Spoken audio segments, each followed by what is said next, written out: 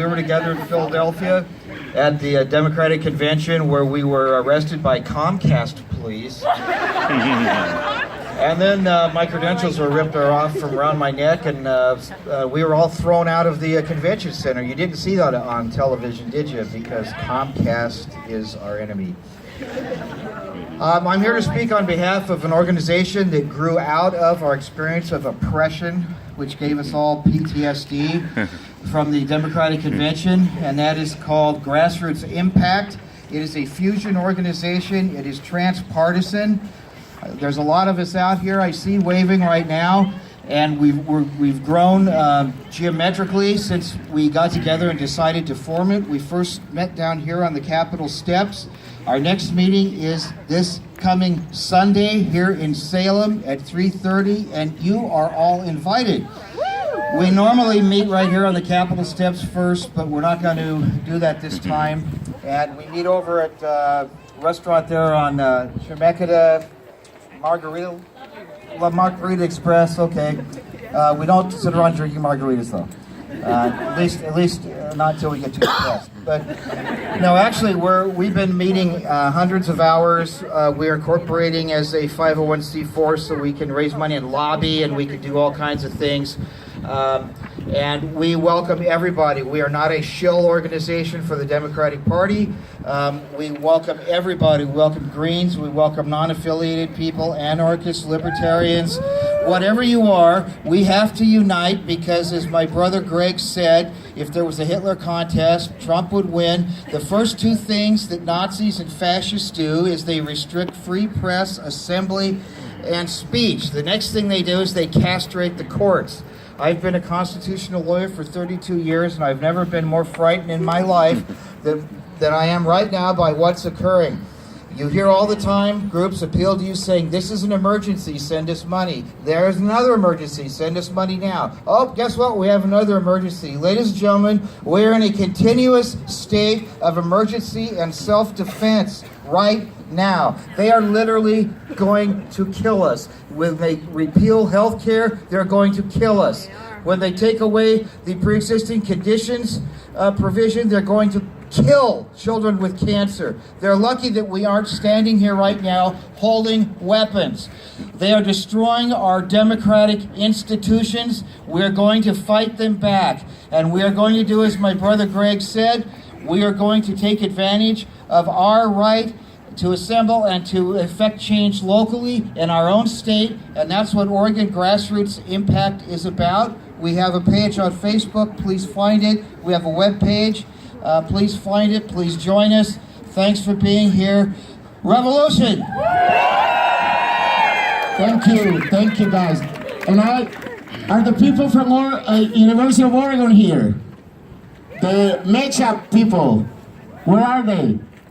They haven't walked yet here? Oh, they just called me. They're walking towards that. We have a DACA recipient that will speak. But this is what we're going to do. As soon as she comes and is able to talk, we want to visit our legislators.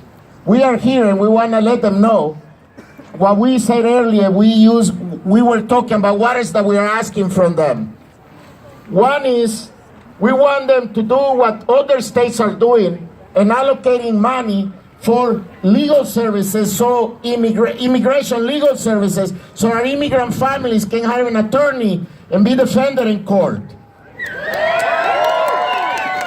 And of course, we are asking and I know the Attorney General was the first one that said that she's looking into options to file lawsuit against Donald Trump. But we want it sooner rather than later. We want them to file a lawsuit against the Trump administration, seek a restraining order to stop enforcement of the immigration and refugee ban. File a lawsuit against the Trump administration over the executive order that will withhold funds from sanctuary cities if they refuse to comply with his immigration orders. We want the state legislature to expand the sanctuary policy. What I mean with that that they should let public and prohibited police officers, sheriff deputies, jailers, and public employees from arresting, detaining, and becoming informants of ICE. And that's what been happening in Multnomah County. There are some sheriff deputies that become informants of ICE, even that they know they are not supposed to do it. So we want action. The other thing is, we want the database of our state to be off limits from ICE. We don't want them to come and look into the background of our immigrant families. They should not be allowed. It's unjust, it's inhumane, and that's what we are not about that. And of course, any service that the state, cities, or counties provide, we will demand that they make it available for all immigrants, regardless of the immigration status. So we want the state, the county, and the city to go beyond statements of support and love. We want action. I cannot hear you. Action. What do you want from the state legislature? Action. When do you want it? Now. What do you want from the state legislature? Action. When do you want it? Now. Great, and that's what we want. And we are going to resist doing three things. One is to prepare, protect, and defend. How many of you will prepare? Say, prepare. Prepare. Louder, prepare. Prepare. How many of you will protect our immigrant sisters and brothers? Prepare. So you say, protect. Protect. Louder, protect. Protect. And how many of you will defend our immigrant community? Defend. Say, defend. Defend. Defend. Defend. We are not going to let this president to terrorize our immigrant families or refugees coming from countries that in the first place, those wars were started by the United States government. If there is a crisis in the Middle East, was started by the United States. Was the military and the big corporations and the oil industry that started that war. And then we want to punish the refugees that came escaping from the same war that we started. That's not right and it's not just. So, I will tell your sisters and brothers from the Middle East, you are at home here. This is your home. You belong here. To our sisters and brothers from Latin America, they are here. This is our home. We belong here. And you know, most of the Latinos in this state are from Mexico. How many of you love Mexico? How many of you love Mexico? So we need to give that message. You know, we need to let them know we are more than tacos. Right. So that's what we are about. So I want to tell you again, the Mexicanos, Centroamericanos, South Americans, Caribbean, we are going to fight together to stop Donald Trump. So what we are going to do is, after we finish, of course you cannot take signs inside because our good officers, they cannot let you do this with signs. How many? You can take your backpacks as long as everything. In a very peaceful way. There is, all of you have one of these pages. Yes. Most of you, this is what you're going to do. You are going to visit your any legislator and give them your copy. This is what you are going. So you will have been deputized by Voz Hispana and Portland Resistance to represent us and go inside and say, this is what we want. Yeah. So you will be deputized. How many are up to for that? So, today, all of you will be Voz Hispana, Cambio Comunitario, and Portland Resistance. So you're being officially deputized to go and talk with them. So, you will go inside and you will give a copy of these demands to our state legislators. There is one more thing that we want to announce. On the 28th of February, we'll be in front of the federal building in Portland, and we will ask the Trump administration to stop the deportations. And we'll be organized with the DACA recipients. People that have DACA will go and protest this.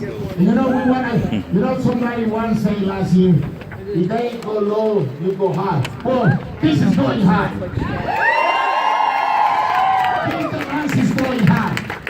So, we need to move from the rhetoric and the speeches from politicians and start acting. What do you want? Action! What do you want? Action! What do you want it? Now! What do you want it? Now! What do you want? Action! What do you want it? Now! So we have Maria here from OSU, University of Oregon. I know I saw somebody. Oh, she is.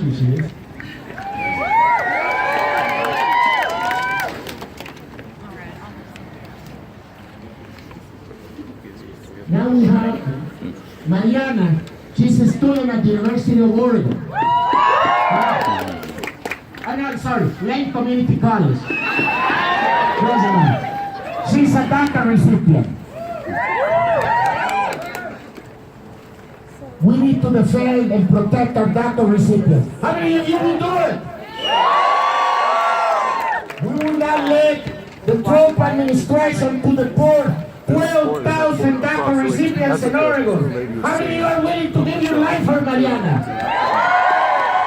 So here it is. Mariana will talk about as a DACA recipient and say a few words.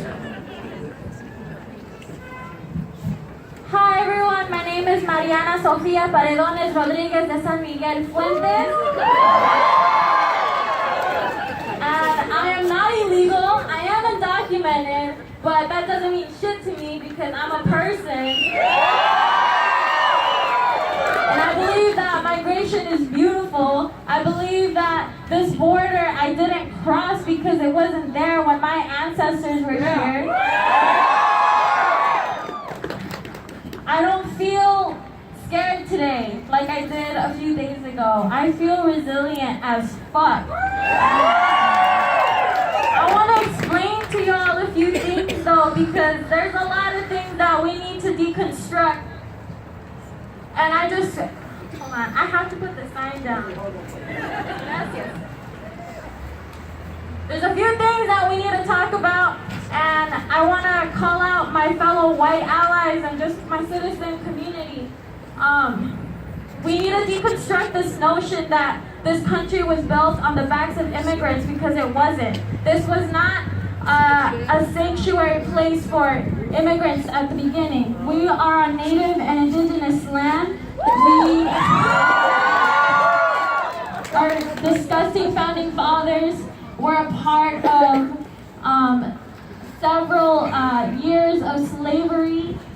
Today's Black History Month, and we have to acknowledge that because you can't call our fellow Black community, like you can't say like, oh, well, they were immigrants too because they were brought here from their indigenous land as well. And that's indigenous solidarity right there, and that's acknowledging that my struggle is not the same struggle as white European immigrants because it's different circumstances, and I cannot hide behind whiteness.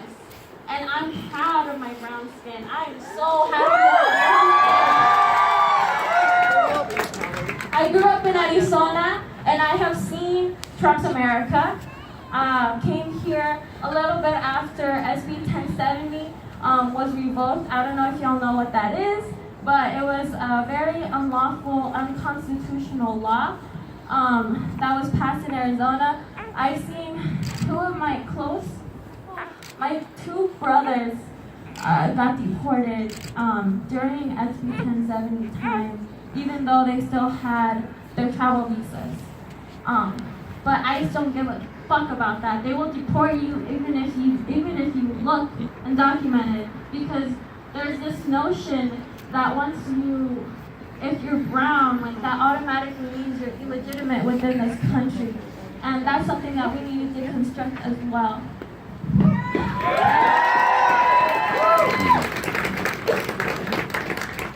I feel like there is a lot when it comes to my fellow undocumented community. that we are exploited. And I really want people to stop using this rhetoric that says that